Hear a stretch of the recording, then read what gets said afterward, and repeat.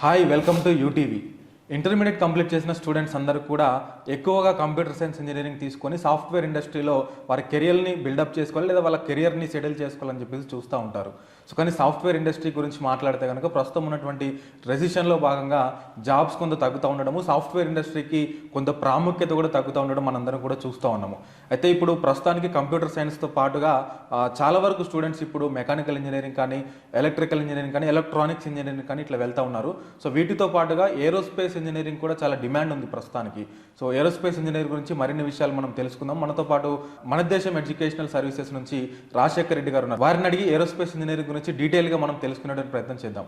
Sir నమస్తే. నమస్తే అండి. ఎలా ఉన్నారు సార్? ఫైన్ అండి, absolutely fine. So aerospace engineering గురించి మాట్లాడుకుంటే సార్, సో ఇప్పుడు ఏరోస్పేస్ ఇంజనీరింగ్కి మళ్ళీ డిమాండ్ పెరిగింది. సో కంప్యూటర్ సైన్స్లో ఏంటి అంటే సాఫ్ట్వేర్ ఇండస్ట్రీ కొంత తగ్గుతూ ఉండడంతో ఏరోస్పేస్ ఇంజనీరింగ్కి డిమాండ్ పెరిగిందని చెప్పేసి చెప్తా ఉన్నారు. అసలు ఏరోస్పేస్ ఇంజనీరింగ్ అంటే ఏంటి సార్? ఈ కోర్స్ ఎట్లా ఉంటుంది?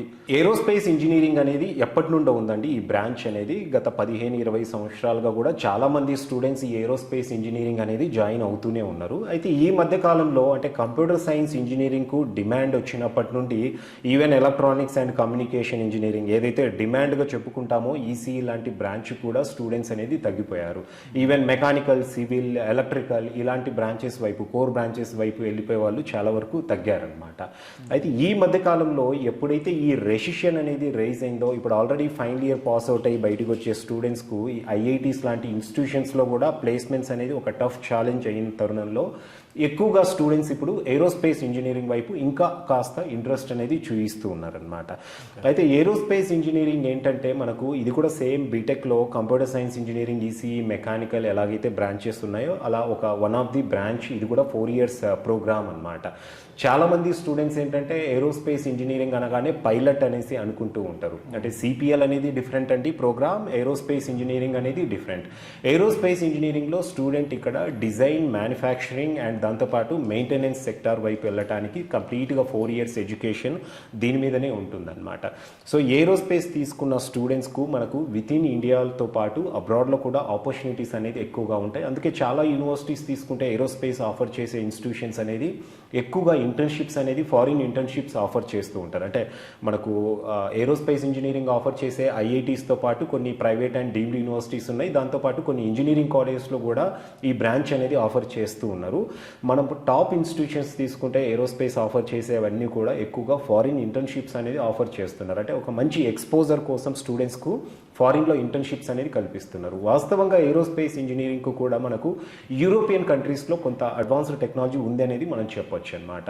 సో దానివల్లనే ఇక్కడ ఉన్న ఇన్స్టిట్యూషన్స్ కూడా ఏం చేస్తున్నాయంటే స్టూడెంట్స్కు 3 years ఇండియాలో ప్రోగ్రామ్ ఆఫర్ చేస్తూ, అలాగే 1 year ఫైనల్ ఇయర్లో స్టూడెంట్స్కి ఎలాగో ప్రాజెక్ట్స్ లేదా ఇంటర్న్షిప్స్ ఉంటాయి కాబట్టి ఆ టైంలో ఎక్కడైతే అబ్రాడ్లో యూరోపియన్ కంట్రీస్లో పర్టికులర్గా మనము జర్మనీ, పోలాండ్ ఇలాంటి కంట్రీస్ తీసుకుంటే అక్కడ టెక్నాలజీ చాలా అడ్వాన్స్డ్గా ఉంటుంది ఏరోస్పేస్కు. సో అలాంటి కంట్రీస్కు స్టూడెంట్స్ని తీసుకెళ్ళి అక్కడ సెమిస్టర్ ఎక్స్చేంజ్ ప్రోగ్రామ్ అవ్వచ్చు, దాంతోపాటు ఫారిన్ ఇంటర్న్షిప్స్ అనేది స్టూడెంట్స్కు కల్పిస్తున్నారు. అండ్ చాలా టాప్ యూనివర్సిటీస్ తీసుకుంటే ఎక్కువగా ప్లేస్మెంట్స్ కూడా ఫారిన్లోనే స్టూడెంట్స్కు, ఏరోస్పేస్ స్టూడెంట్స్కి అనేది ఫారిన్లోనే ఆఫర్స్ అనేది కూడా ప్రొవైడ్ చేస్తున్నారు. No doubt next upcoming 4 years అంటే ఈ బ్యాచ్ జాయిన్ అయ్యే స్టూడెంట్స్ కూడా ఈ ప్రోగ్రామ్ సెలెక్ట్ చేసుకొని చదివే వాళ్ళు తక్కువగా ఉంటారు కాబట్టి అదేవిధంగా 4 years తర్వాత పాస్ అవుట్ అయ్యి బయటకు వచ్చే వాళ్ళు కూడా అంతే మొత్తంలో ఉంటారు. చాలా ఈజీగా ఆపర్చునిటీస్ అనేది స్టూడెంట్స్కు దొరుకుతాయి. అయితే దీనికి ఎలాంటి బౌండ్ అనేది పెట్టుకోకూడదు స్టూడెంట్స్. అంటే విత్ ఇన్ ఇండియానే జాబ్ కావాలి అనేది. సో ఈవెన్ అబ్రాడ్లో ఆపర్చునిటీస్ వచ్చినా కూడా స్టూడెంట్స్ ఇంట్రెస్ట్ చూపించగలిగితే డెఫినెట్గా మంచి కెరీర్ ఆపర్చునిటీస్ అయితే ఏరోస్పేస్ ఇంజనీరింగ్ చదివే స్టూడెంట్స్కి ఉంటాయి. ఇక్కడ ఇంకొక చిన్న కన్ఫ్యూజన్ ఉంది సార్ స్టూడెంట్స్కి. ఏరోస్పేస్ ఇంజనీరింగ్ అని ఒకటి ఉంటుంది, ఏరోనాటికల్ ఇంజనీరింగ్ అని ఇంకోటి ఉంటుంది, ఎయిర్ క్రాఫ్ట్ ఇంజనీరింగ్ అని ఇంకోటి ఉంటుంది. అంటే ఈ 3 courses-లో ఏ కోర్స్ తీసుకోవాలి, ఏ కోర్స్ తీసుకుంటే బెటర్గా ఉంటుంది, లేదా ఈ 3 courses ఒకటేనా అనేటువంటి వాళ్ళకి మీరు ఆన్సర్ చేయండి సార్ ఒకసారి. మీరు అడిగిన క్వశ్చన్ అంటే 100% కరెక్ట్. అంటే చాలా వరకు స్టూడెంట్స్ ఇప్పటికి కూడా aeronautical engineering, aerospace engineering, air craft maintenance engineering మధ్యలో చాలా అంటే కన్ఫ్యూజ్ అవుతూ ఉంటారనమాట. అయితే ఇక్కడ aeronautical engineering and aerospace engineering రెండు కూడా కొంత సిమిలర్గానే ఉంటాయి. And air craft maintenance engineering అనేది కంప్లీట్ డిఫరెంట్ అండి. సో ఇక్కడ ముందుగా మనము aeronautical engineering and aerospace engineering మధ్యలో తీసుకుంటే కనుక ఏరోస్పేస్ ఇంజనీరింగ్ ఏమవుతుందంటే ఏరోనాటిక్స్తో పాటు ఆస్ట్రోనాటిక్స్ కూడా కవర్ అవుతుందండి. ఏరోనాటికల్ ఇంజనీరింగ్లో మనకు కేవలం విత్ ఇన్ స్పేస్ మూవ్ అయ్యే హెలికాప్టర్స్ అవ్వచ్చు, మనం ఎయిర్ క్రాఫ్ట్స్ అవ్వచ్చు, ఏరోప్లేన్స్, వీటి డిజైన్, మ్యానుఫ్యాక్చరింగ్ అండ్ మెయింటెనెన్స్ గురించి స్టడీ అనేది ఉంటుంది. ఇక్కడ ఆస్ట్రోనాటిక్స్ అంటే ఆస్ట్రోనాటిక్స్లో ఏమవుతుందంటే మనకు స్పేస్లోకి వెళ్ళే రాకెట్స్ అవ్వచ్చు, శాటిలైట్స్, వీటి మీద కూడా స్టూడెంట్కు ఎడ్యుకేషన్ అనేది ఈ సబ్జెక్ట్స్ అనేది కవర్ చేయడం జరుగుతుంది. అంటే ఏరోనాటికల్ అనేది అంటే బేసిక్ ప్లాట్ అవుతే ఏరోస్పేస్ అనేది ఏరోనాటిక్స్ ప్లస్ ఆస్ట్రోనాటిక్స్ కాంబినేషన్ అనేది ఉంటుంది. సో ఇక్కడ ఏరోనాటికల్ ఇంజనీరింగ్ కంటే కూడా ఏరోస్పేస్ ఇంజనీరింగ్ అనేది చెప్పాలంటే డిమాండ్ ఎక్కువగా ఉంటుంది. ఎందుకంటే ఈవెన్ స్పేస్లోకి వెళ్ళే ఎక్విప్మెంట్ గురించి కూడా స్టూడెంట్ అనేది ఇక్కడ ఎడ్యుకేషన్ పర్స్యూ చేస్తూ ఉంటారు కాబట్టి ఆపర్చునిటీస్ కూడా సాధారణంగానే ఎక్కువగా ఉంటాయి. అయితే ఇక్కడ aerospace engineering and air craft maintenance engineering మధ్యలో కూడా చాలామంది స్టూడెంట్స్ కన్ఫ్యూజ్ అవుతూ ఉంటారు. అయితే ఇక్కడ ఎలా ఉంటుందంటే ఏరోస్పేస్ ఇంజనీరింగ్లో 4 years ప్రోగ్రామ్ స్ట్రక్చర్ అనేది కంప్లీట్ డిఫరెంట్గా ఉంటుంది. అంటే 4 yearsలో స్టూడెంట్స్ 2 years వరకు సిమిలర్గా మెకానికల్ ఇంజనీరింగ్, ఆటోమొబైల్ ఇంజనీరింగ్కు రిలేటెడ్గా ఉండే సబ్జెక్ట్సే ఎక్కువగా ఉంటాయి. అంటే ఎక్కువగా ఫస్ట్ 2 years కామన్ సబ్జెక్ట్స్ అనేది మెకానికల్కు, ఏరోస్పేస్కు, అలాగే ఆటోమొబైల్ ఇంజనీరింగ్కు కామన్గానే ఉంటాయి. ఎక్కువగా ఫిజిక్స్ మీద, థర్మోడైనమిక్స్, అలాగే strength of materials, solid mechanics, ఇలాంటి సబ్జెక్ట్స్ మీద స్టూడెంట్స్ అనేది ఎక్కువగా ట్రైన్ అవుతూ ఉంటారు. 3rd year రాగానే మళ్ళీ స్పెషలైజేషన్స్ ఉంటాయండి దీంట్లో. ఎలాగైతే ఇప్పుడు మనకు కంప్యూటర్ సైన్స్ ఇంజనీరింగ్లో కోర్ సిఎస్సితో పాటు ఫస్ట్ ఇయర్ నుండే స్పెషలైజేషన్స్, సిఎస్సిలో AML, data science, cyber security ఇలాంటి స్పెషలైజేషన్స్ ఉన్నాయో ఏరోస్పేస్ ఇంజనీరింగ్లో కూడా 3rd yearలో స్పెషలైజేషన్స్ ఉంటాయి అన్నమాట. సో ఇవేంటంటే ఎక్కువగా ఏరోనాటిక్స్ అనేసి ఒక స్పెషలైజేషన్ ఉంటుంది, అలాగే ఆస్ట్రోనాటిక్స్ ఒకటి, అలాగే డిఫెన్స్ టెక్నాలజీ, ఏవియానిక్స్, ఇలాంటి రకరకాల స్పెషలైజేషన్స్ చాలానే ఉన్నాయన్నమాట. సో స్పెషలైజేషన్ వల్ల ఇక్కడ బెనిఫిట్ ఏంటంటే స్టూడెంట్కి ఒక పర్టికులర్ ప్లాట్ఫామ్ మీద స్టూడెంట్ ఇంకా ఇంటెన్సివ్గా ట్రైన్ అవ్వడానికి అవకాశం దొరుకుతుంది. ఆ పర్టికులర్ స్పెషలైజేషన్లో ఒక ప్రత్యేకమైన గుర్తింపు అనేది స్టూడెంట్కు దొరకడం జరుగుతుంది. దానివల్ల రేపు ఫ్యూచర్లో కంపెనీస్లో కూడా స్టూడెంట్స్కు ఇంపార్టెన్స్ అనేది ఎక్కువ ఇస్తారు ఆ పర్టికులర్ ఏరియా మీద ట్రైన్ అవుతున్న స్టూడెంట్స్కు. సో ముందుగా ఏరోనాటిక్స్ అంటే మనందరికీ తెలిసిందే. సో ఇప్పుడు ఏదైతే విత్ ఇన్ స్పేస్ మనం ఎయిర్ క్రాఫ్ట్స్, ఏరోప్లేన్స్, దాని తర్వాత మనము ఈ ఎయిర్ క్రాఫ్ట్స్, ఏరోప్లేన్స్తో పాటు హెలికాప్టర్స్, ఈవెన్ డ్రోన్స్, ఇలాంటి టెక్నాలజీ మీద కూడా ట్రైన్ అయ్యేది ఏరోనాటిక్స్లో అవుతూ ఉంటారు. ఆస్ట్రోనాటిక్స్ వచ్చేసరికి ఏంటంటే మనము స్పేస్లోకి వెళ్ళే రాకెట్స్, మిసైల్స్, అంటే వీటి మీద కూడా స్టూడెంట్స్ అనేది ట్రైన్ అవ్వడం జరుగుతుంది. అయితే ఏవియానిక్స్ ఏదైతే ఉందో ఇది similar to air craft maintenance engineering అండి.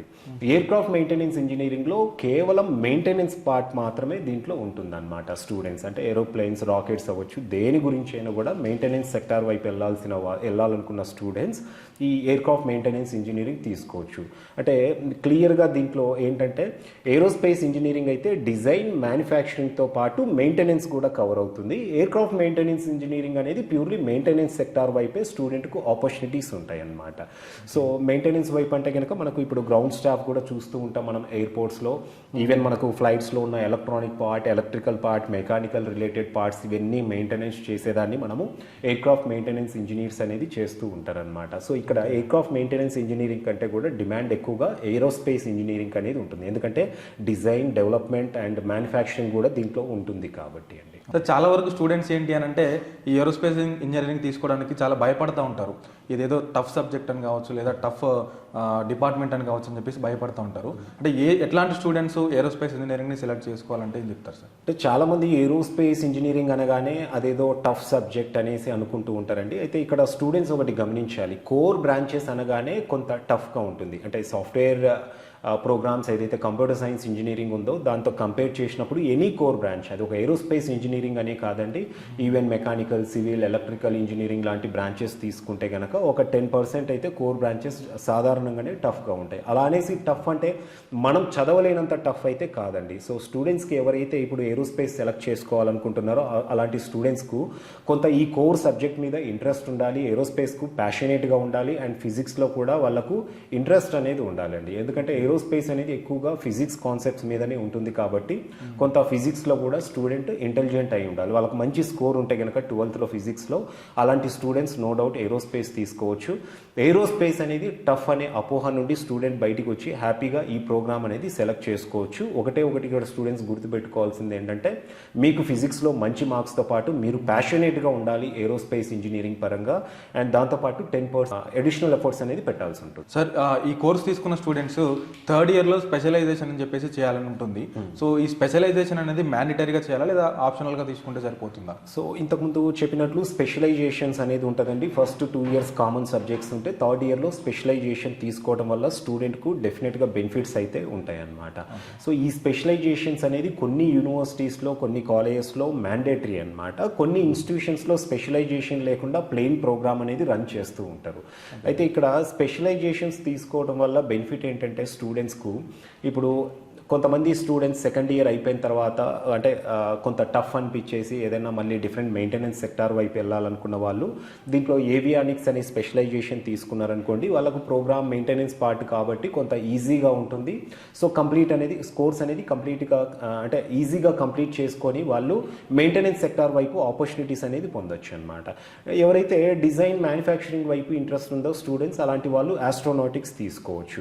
ఇంకా డిఫెన్స్ టెక్నాలజీలో కూడా అంటే ఈవెన్ ఎయిర్ ఫోర్స్లో కూడా స్టూడెంట్స్కు మంచి ఆపర్చునిటీస్ అనేది ఉంటాయి. గవర్నమెంట్ సెక్టార్లో కూడా డిఫెన్స్ వైపు వెళ్ళాలనుకున్న స్టూడెంట్స్ కూడా డిఫెన్స్ టెక్నాలజీ అనేసి కూడా ఒక స్పెషలైజేషన్ అనేది ఉంది. సో అలాంటి స్టూడెంట్స్ డిఫెన్స్ టెక్నాలజీ తీసుకుంటే కనుక గవర్నమెంట్ సెక్టార్లో వాళ్ళకు ఇంకా ఆపర్చునిటీస్ బాగా దొరుకుతాయి అన్నమాట. సో ఫైనల్గా సార్, ఏరోస్పేస్ ఇంజనీరింగ్ చేయాలంటే ఎట్లాంటి కాలేజెస్ మనం సెలెక్ట్ చేసుకోవాలి? అసలు బెస్ట్ కాలేజెస్ ఏమున్నాయి సార్? సో ఆబ్వియస్గా అండి ఇప్పుడు కంప్యూటర్ సైన్స్ ఇంజనీరింగ్ మనం సెలెక్ట్ చేసుకునేటప్పుడు అడ్వాన్స్డ్ సిటీస్ ఎక్కడైతే సాఫ్ట్వేర్ కంపెనీస్ ఉన్నాయో అలాంటి సిటీస్లోనే మనం కంప్యూటర్ సైన్స్ ఇంజనీరింగ్ జాయిన్ అవుతూ ఉంటాము. అదేవిధంగా మనము ఏరోస్పేస్ ఇంజనీరింగ్ సెలెక్ట్ చేసుకునేటప్పుడు కూడా మనము బెటర్ యూనివర్సిటీస్ అనేది సెలెక్ట్ చేసుకోవాలి. ఎక్కడైతే మంచి ఫ్యాకల్టీ అండ్ ఇన్ఫ్రాస్ట్రక్చర్ అనేది దీనికి చాలా ముఖ్యం. ఏ యూనివర్సిటీలో అయితే అంటే ఎక్కడ కూడా ఏ యూనివర్సిటీలో కూడా ఇండియాలో అయితే టు బీ ఫ్రాంక్ అంత 100% ఇన్ఫ్రాస్ట్రక్చర్ అనేది ఏరోస్పేస్కు ఫుల్ఫిల్ చేయలేరు. అట్లీస్ట్ మనకు 40-50% ఇన్ఫ్రాస్ట్రక్చర్ ఫుల్ఫిల్ చేసే యూనివర్సిటీ అనేది మనం సెలెక్ట్ చేసుకోవాలి. అండ్ పర్టికులర్గా ఢిల్లీ, బెంగళూరు లాంటి సిటీస్లో ఉన్న యూనివర్సిటీస్ కనుక ఈ ఏరోస్పేస్ ఇంజనీరింగ్కు సెలెక్ట్ చేసుకుంటే స్టూడెంట్కు ఇన్ఫ్రాస్ట్రక్చర్ బాగుండడంతో పాటు మంచి ఫ్యాకల్టీ అనేది దొరుకుతుంది. అండ్ దాంతోపాటు స్టూడెంట్స్కి అక్కడ కొంచెము ఏరోస్పేస్ రిలేటెడ్గా ఇండస్ట్రీస్ కొంచెం ఎక్కువగా ఉంటాయి కాబట్టి కొంత వాళ్ళకు ప్రాక్టికల్ ఎక్స్పోజర్ అనేది దొరకడానికి అవకాశం అనేది ఉంటుంది. సో మనం ఇండియా వైడ్గా తీసుకుంటే కనుక కొన్ని యూపీఎస్ అవ్వచ్చు, జీడీ గోయింకా అవ్వచ్చు, అలాగే చండీగఢ్ యూనివర్సిటీ లాంటి యూనివర్సిటీస్ ఈ ప్రోగ్రామ్ అనేది ఇంకా కొంత అడ్వాన్స్డ్గా డిజైన్ చేసి స్టూడెంట్స్కు 3 years ఇండియాలో ప్రోగ్రామ్ అనేది ఉంటుంది. అలాగే 1 year అబ్రాడ్ కూడా తీసుకెళ్లి స్టూడెంట్స్కు కొంత ఎక్స్పోజర్ కోసం బయటి కంట్రీస్ కూడా తీసుకెళ్తూ ఉంటారు. బయటనే ప్లేస్మెంట్స్ కూడా ఎక్కువ ఇస్తున్నారు. సో అలాంటి యూనివర్సిటీస్ అంటే నో డౌట్ ఫస్ట్ జేఈలో మనకు మంచి స్కోర్ వస్తే కనుక ఐఐటీస్కి అనేది మనం ప్రిఫరెన్స్ ఇవ్వాల్సి ఉంటుంది. ఐఐటీస్ తర్వాత మనం ప్రైవేట్ యూనివర్సిటీస్ అనుకుంటే కనుక ఢిల్లీ సరౌండింగ్స్లో ఉన్న యూనివర్సిటీస్ స్టూడెంట్స్ సెలెక్ట్ చేసుకొని దాంట్లో కూడా ప్రోగ్రామ్ కొంచెం మంచి ఫ్యాకల్టీ, మంచి ఇన్ఫ్రాస్ట్రక్చర్ ఉండి and foreign exchange programme offer చేసే యూనివర్సిటీస్ సెలెక్ట్ చేసుకుంటే కనుక కెరీర్లో మంచి ఆపర్చునిటీస్తో స్టూడెంట్స్ ఈజీగా సెటిల్ అవ్వచ్చు అండి. Thank you so much sir. So aerospace engineering గురించి చాలా విషయాలు డీటెయిల్గా ఎక్స్ప్లెయిన్ చేశారు. అంటే ఎట్లా ఉంటుంది కోర్సు, టఫ్ సబ్జెక్టా, ఈజియెస్ట్ సబ్జెక్టా, ఎన్ని ఇయర్స్ ఉంటుంది, ఇట్లాంటి విషయాలను కూడా మీరు చాలా డీటెయిల్గా ఎక్స్ప్లెయిన్ చేశారు. So thank you so much sir. Thank you అండి. సో ఇది మన దేశం ఎడ్యుకేషనల్ సర్వీసెస్ రాజశేఖర రెడ్డి గారు చెప్తున్నటువంటి విషయాలు. ఏరోస్పేస్ ఇంజనీరింగ్కి మంచి అవకాశాలు భవిష్యత్తులో రాబోతూ ఉన్నాయి. ఈ 4 years అయిపోయిన వెంటనే మంచి డిమాండ్ ఈ కోర్స్కి ఉంటుందని చెప్పేసి వారు చెప్తా ఉన్నారు. సో ఈ కోర్స్కి సంబంధించి ఇంకేమైనా మీకు డౌట్స్ ఉంటే కింద కనిపిస్తున్నటువంటి నెంబర్స్కి మీరు కాంటాక్ట్ అవ్వండి. ఖచ్చితంగా వారు మిగతా డౌట్స్ అన్ని కూడా మీరు క్లియర్ చేస్తారు. సో మరొక మంచి టాపిక్తో మరొకసారి మీ ముందుకు వస్తాను. అంతవరకు చూస్తూనే ఉండండి యూటీవీ.